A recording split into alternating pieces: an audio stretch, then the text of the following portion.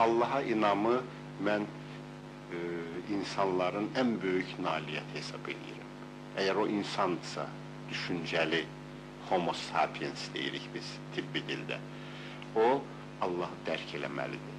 Allahı dərk eləməyən adamların bir qisminə mənim yazığım gəlir, onlar yəqin ki, anlaqsız şəxslərdir. Yəni, ya ruhu xəstədir, ya ağıl çatmamazlığı var və ilaxırı.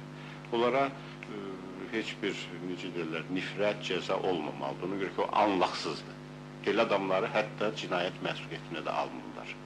Azərbaycan Cinayət Məcəlləsinin 11-ci maddəsi tətbiq olunan şəxslər deyilik onlara biz.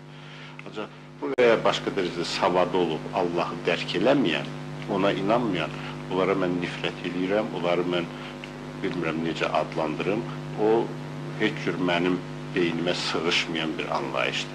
Necə ola bilər ki, insan, ağıllı insan, müasir həyatın qanunlarını izləyən adam, yerin, göyün əhvalatlarından bir balaca halı olan adam, xəbərdar olan adam Allaha inanmasın.